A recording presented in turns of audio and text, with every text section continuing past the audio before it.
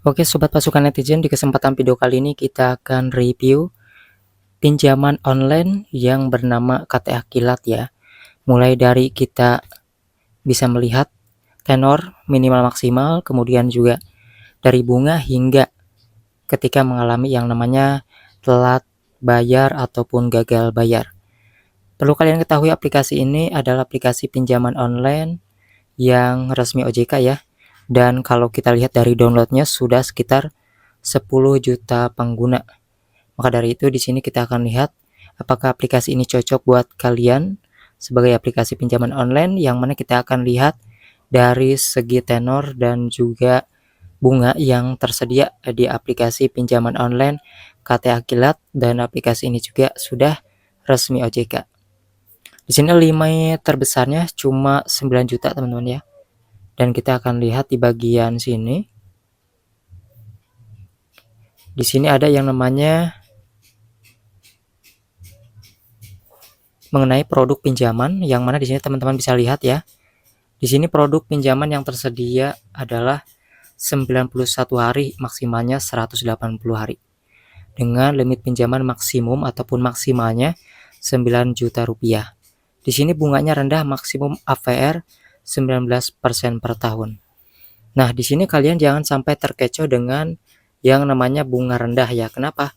Karena biasanya di sini yang menjadi masalah itu seperti di bagian tenornya kecepatan ya. Yang mana misalnya kalian pinjamnya itu 1 bulan 30 hari, tapi di sini 25 hari udah ditagih. Atau misalnya kalian pinjam 1 minggu 7 hari kan. Nah, di sini 5 hari udah ditagih. Nah, biasanya ada akal-akalan di bagian tenornya yang dicepetin. Jadi ini bisa mencekik juga nantinya buat kalian ya. Yang mana tadinya mampu membayar di tanggal tertentu, nanti kalau kecepatan seperti itu ya berabe juga. Kemudian di sini biaya layanan juga kan belum disebutkan ya. Potongannya berapa, apakah tenor di awal itu besar dan kecil. Di sini untuk pinjamannya, contoh ya teman-teman bisa lihat. Misalnya kalian di sini pinjamannya itu 2.300.000. Kemudian kalian pilih yang 3 bulan.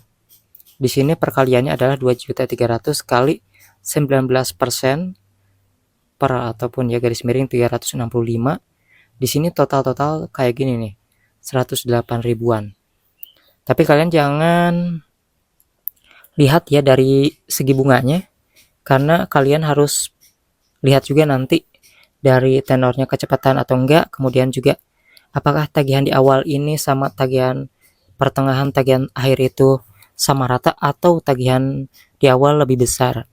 Kemudian kalian juga harus tahu biaya layanannya. Aplikasi ini kita lihat ya, untuk nomor CS-nya jika ada masalah kita bisa lihat ya, ada nomornya, emailnya yang bisa kita hubungi. Kemudian kalau misalnya kalian gagal bayar aplikasi KTA Kilat ini, tentunya aplikasi KTA Kilat ini itu memiliki DC lapangan ya teman-teman. Yang mana kalau misalnya kalian mengalami gagal bayar di aplikasi ini, tentunya kalau nominalnya besar pasti didatangi oleh DC lapangannya.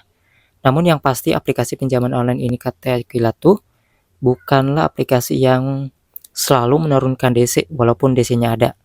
Karena ini aplikasi sudah banyak pengguna sehingga DC-nya ya sedikit dan kewalahan kalau misalnya semuanya didatangi. Jadi kebanyakan rata-rata sebagian orang ditagih itu hanya lewat telepon aja ataupun lewat WhatsApp aja. Jadi seperti itu teman-teman ya. Dan kalian pun gak perlu panik ketika mengalami telat bayar di aplikasi ini, karena ada denda yang berjalan. Itu aja yang harus kalian perhatikan. Yang pasti kalau misalnya kalian gagal bayar di aplikasi resmi OJK, resiko terbesarnya hanyalah terkena strik OJK saja. Bei checkingnya nanti tercoreng. Kayak gitu aja sih. Yang mau nanya silahkan tulis di kolom komentar, ataupun yang mau share cerita kalian pinjam uang di aplikasi KTA Kilat seperti apa pengalamannya.